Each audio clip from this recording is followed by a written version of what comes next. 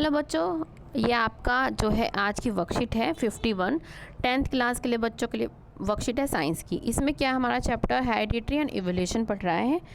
आज हम Mendel's experiment, law of dominance and law of segregation के बारे में चर्चा करेंगे। अब हम लेट्स स्टार्ट, हम रीड करना शुरू करते हैं। Mendel used plants that were pure breeding for trait and considering contrasting character। जो मेंडल था उन्हें प्योर ब्रीडिंग का मतलब क्या, उसने बहुत बार क्या है उसको ब्रीडिंग करवाया, तो उसके बाद क्या है उसको प्योर ब्रीडिंग मिली, मतलब टॉल मिला तो टॉल ही मिला उसमें, अगर ड्वार्फ मिला तो ड्वार्फ ही मिला। ठीक है, कॉन्ट्रास्टिंग करेक्टर, बहुत सारे कॉन्ट्रास्टिंग करेक्टर जो हमने पिछली बार पढ़े थे 7 थे वो उसने कंसिडर किए। He crossed plants with contrasting characters and studied the progeny of first generation and second generation। और उसने क्या है contrasting character का क्या करा, क्रॉस करवाया और फर्स्ट जनरेशन और सेकंड जनरेशन को जो उसने देखा। And calculate ratios of plants with contrasting character, और जो उसने देखा रेशो भी उसने क्या है देखा कि कैसे कैसे आ रहा है। अब है Mendel's experiment. Mendel with his careful experiment uncovered the secrets of heredity और how parents pass characteristic to their offspring। जो मेंडल ने जो अपने केयरफुली अपने एक्सपेरिमेंट करे, उसने क्या कह रहा है हेरिडिटी सीक्रेट्स को अनकवर कर दिया, मतलब बता दिया, हमें जग जाहिर कर दिया। और ये पता चला कि जो पेरेंट्स के करेक्टर्स हैं वो ऑफस्प्रिंग मतलब बच्चों में कैसे जाते हैं। ठीक है, Mendel noticed that the plant in his garden were not the blend of parents। उसने नोटिस किया कि जो प्लांट उसके गार्डन में है वो बिल्कुल ही अपने जो है अपने पेरेंट्स का बिल्कुल ही वो ब्लैंड नहीं है, वो बिल्कुल वैसा नहीं है। For example, a tall plant and a short plant had offspring that were either tall और शॉर्ट। कि उसने मतलब ये होना चाहिए था कि अगर टॉल प्लांट का बच्चा कोई ऑफस्प्रिंग तो टॉल प्लांट ही होना चाहिए, अगर शॉर्ट का है तो वो शॉर्ट ही होना चाहिए, बट ऐसा नहीं था। But not medium in height, लेकिन मीडियम का नहीं होना चाहिए था। मतलब उनके हिसाब से अगर टॉल में हम क्रॉस करवाएं तो टॉल ही आना चाहिए। ठीक है, अगर हम ड्वार्फ के लिए क्या हम यूज़ करते हैं टी, तो अगर हम इसका करवाएं क्रॉस तो हमें स्मॉल ही मिलना चाहिए, लेकिन ऐसा नहीं था। ठीक है ना। He decided to experiment with pea plant to find out how characteristics are inherited। और उसने क्या है 30,000 pea plant के ऊपर क्या है काम करना शुरू कर दिया। Based on his experiment, he formulated some laws which are very important। उसने क्या है बहुत सारे हमें laws दिए जो हेरिडिटी के लिए, इनहेरिटेंस के लिए बहुत ज़रूरी हैं। अब क्या है, if we take example of plant that were cross pollinated मतलब होता है दो प्लांट के बीच में, क्रॉस पॉलिनेटेड मतलब होता है एक प्लांट ये है एक प्लांट ये है, इसका फ्लावर और इसके फ्लावर के बीच में हम क्रॉस करवाएं। या क्रॉस पॉलिनेटेशन वो भी होता है कि एक ही प्लांट पे दो फ्लावर हैं, दोनों के बीच हम क्रॉस करवाएं, उसको बोलते हैं क्रॉस पॉलिनेशन। ये एक पेड़ के अंदर भी हो सकता है या अनदर पेड़ के अंदर भी हो सकता है। ठीक है, इसको बोलते हैं क्रॉस पॉलिनेशन।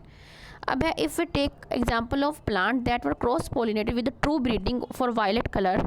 जो मतलब वायलेट मतलब हर बार ट्रू ब्रीडिंग का मतलब क्या, उसने कितनी बार उसको मतलब ब्रीड करवाया तो उसको वॉयलेट ही मिला होगा। Violet flowers with plants, true breeding of white, दो लिए उसने, वाइट ये वॉयलेट लिया और वाइट लिया।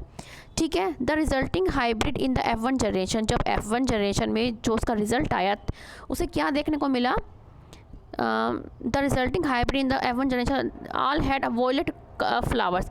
उसे क्या मिला कि सारे वॉयलेट ही फ्लावर्स थे, मतलब जब, लेकिन दोनों क्रॉस तो वॉयलेट और वाइट के बीच में हुआ है तो दोनों आने चाहिए थे, लेकिन क्या था कि सिर्फ वॉयलेट कलर के फ्लावर्स ही क्या आ रहे थे। फिर क्या करवाया उसने, आफ्टर सेल्फ पॉलिनेशन, अब जो उसके ये वाले करेक्टर आए, अब उसका अब उस F1 जनरेशन में क्या आ गया, उसके वायलेट कलर आ गया, तो उसने इनका सेल्फ पॉलिनेशन करवाया, मतलब इन दोनों को ही 2 बार इनका पॉलिनेशन करवाया। ठीक है, इनको दोनों को 2 क्रॉस पॉलिनेशन करवाया। अब हम पढ़ते हैं 3/4 ऑफ प्लांट्स हैड वायलेट। तो उन्होंने जब क्रॉस करवाया तो उसने देखा कि 4 में से जो 3 थे, 3 तो वॉयलेट कलर के आए और एक जो है वाइट कलर का आया। ठीक है, इसका रेशो क्या आ गया, 3:1 में आया ये। अब हम इसको पढ़ते हैं क्या कि 3/4 of plants had violet flowers and while 1/4 had white flowers. तो अप्रोक्सीमेटली जो रेशो आया उसका 3:1 आया। ठीक है, हमने ये क्या है ये वाला हमने लॉ इसको पढ़ लिया।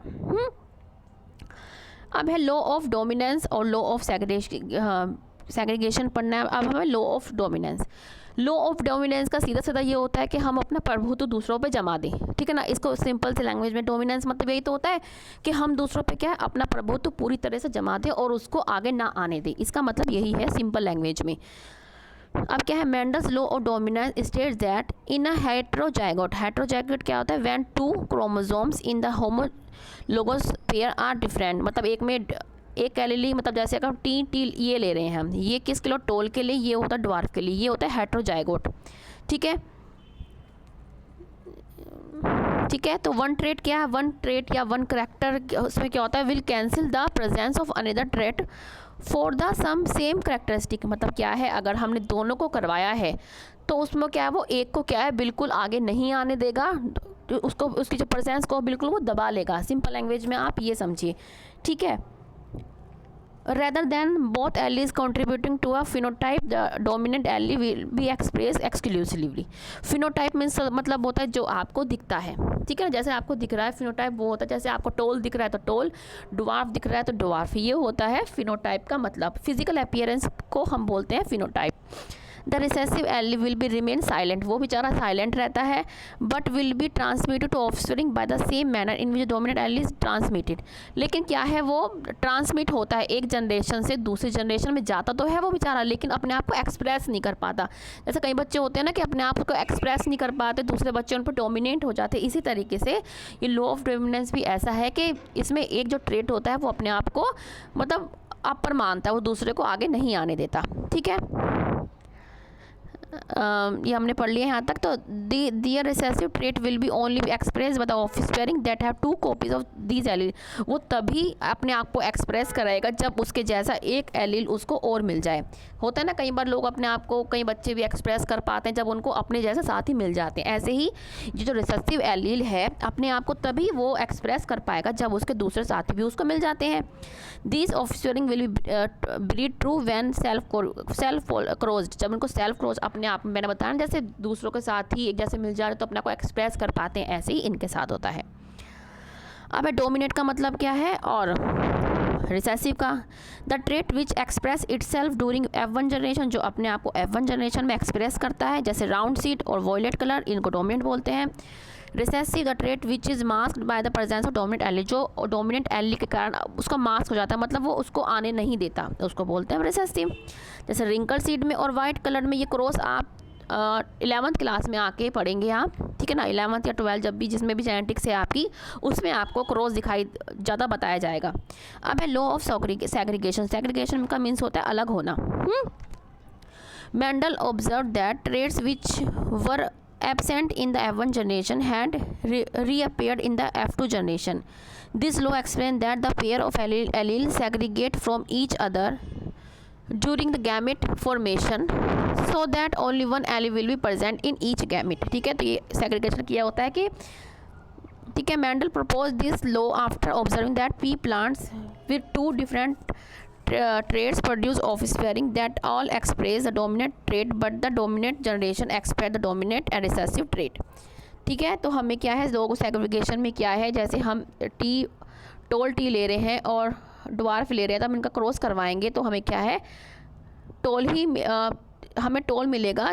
फिनोटाइप हमारा टोल होगा, जीनोटाइप मतलब होता है जो आपको इस तरीके, अभी आप समझ नहीं पाएंगे जीनोटाइप का मतलब क्या है। जीनोटाइप मतलब जो जिस रेशो में वो आता है उसका मतलब ये होता है, ये होता है हमारा लॉ ऑफ सेग्रीगेशन, ठीक है। अब हमें क्या पढ़ना है, क्वेश्चन करने हैं कि what are dominant and recessive allele. हम यहाँ से लिखेंगे, हमने अभी समझा डोमिनेंट और रिसेसिव एलील क्या होता है। डोमिनेंट जो अपने आप को एक्सप्रेस करता है और रिसेसिव जो अपने आप को एक्सप्रेस नहीं करता और जो मास्क हो जाता है by the presence of dominant allele. Next question क्या है, draw sketch of monohybrid cross showing law of segregation. जो लॉ ऑफ सेग्रीगेशन को दिखाता है हमारा ये है, ये लॉ ऑफ सेग्रीगेशन को दिखा रहा है। लॉ ऑफ सेग्रीगेशन मतलब हमने एक ट्रू ब्रीड लिया टोल और हमने लिया है डॉर्फ, ये क्या है पेरेंट जनरेशन है। अब क्या सिर्फ हमें इसमें सेग्रीगेशन दिखाना था, मतलब सेग्रीगेशन मतलब हमें गैमेट को अलग करके दिखाना था। ये हमारे क्या है गैमेट्स हैं, ये हमने अलग कर दिया, ये हमारा लॉ ऑफ सेग्रीगेशन है। क्यों इतना ही हमने क्यों दिखाया, क्योंकि हमें सेग्रीगेशन में सिर्फ हमें ये दिखाना है कि गैमेट क्या है सेग्रीगेट हो गए। इसके बाद भी अगर आप करना चाहें तो ये हो सकता है हम इस टी को इस टी से मिलाएंगे तो टी ये बन जाएगा, इस टी को इस टी से मिलाएंगे, स्मॉल टी कैपिटल टी, इसको small T and capital T, और इसको small T and capital T. ये आप आगे कर सकते हैं, लेकिन हमें स्लो और सेग्रीगेशन दिखाना है तो इसमें हम इतना ही दिखाएंगे, ठीक है। नेक्स्ट क्वेश्चन है हमारा डिफाइंड हेट्रोजाइगस। हेट्रोजाइगस हमने अभी समझा क्या है। हेट्रोजाइगस ये है कि when the two chromosome in the homologous pair are different, that is one is dominant and other is recessive. तो ये क्या कहते हैं, हेट्रोजाइगोट। ये कंडीशन जो होती है ये कौन सी, ये हेट्रोजाइगोट की कंडीशन कहलाती है। नेक्स्ट क्वेश्चन क्या है कि अ ट्रेट में B inherited but may not be expressed. कि एक ट्रेट इनहेरिटेड तो होता है, मतलब जाता तो है, लेकिन आपको अपने आप को एक्सप्रेस नहीं कर पाता। जैसे इसमें कि इसमें ये ट्रेट जा तो रहा है लेकिन अपने आप को एक्सप्रेस नहीं कर रहा क्योंकि डोमिनेंट ने उसको क्या कर लिया है, दबा लिया है। इसके लिए हमारा ये रहा जो मैं आपको सेग्रीगेशन वाला बता रही थी, इसमें आप ये पूरा भी कर सकते हैं, ठीक है। तो क्या है, the hidden trait is called recessive and the express trait क्या बोलते हैं, डोमिनेट। फॉर एग्जांपल हमने टोल लिया और ड्वार्फ लिया। टोल के लिए हम टी ले लेंगे क्योंकि हर में 2 एलील होते हैं, और इसमें ड्वार्फ के लिए हम टी क्योंकि हर किसी में 2 एलील होते हैं।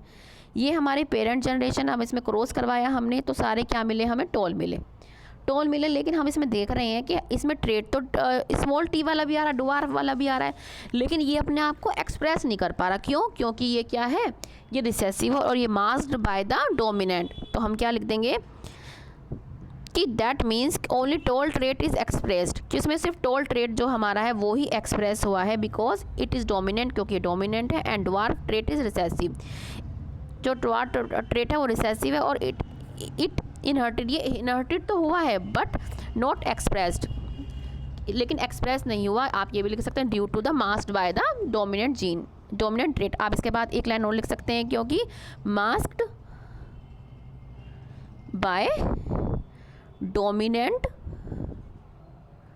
अलील के, ये डोमिनेंट अलील के कारण जो है ये मास्क हो गया है। हमारा क्वेश्चन ये है, ठीक है। तो हमारा जो चाहिए है वर्कशीट बच्चों पूरी हो गई है। अगर अच्छी लगी हो तो प्लीज़ लाइक का बटन ज़रूर दबाइएगा, और हमारा चैनल अगर आपने अभी तक नहीं किया है सब्सक्राइब तो प्लीज़ सब्सक्राइब भी कीजिएगा। अब मिलते हैं बच्चों हम आगे की वर्कशीट के साथ, और आपका तहे दिल से बहुत बहुत धन्यवाद, बहुत बहुत शुक्रिया कि आप हमारी वीडियो देख रहे हैं। इसके लिए बहुत बहुत धन्यवाद। मिलते हैं बच्चों आगे की वर्कशीट के साथ।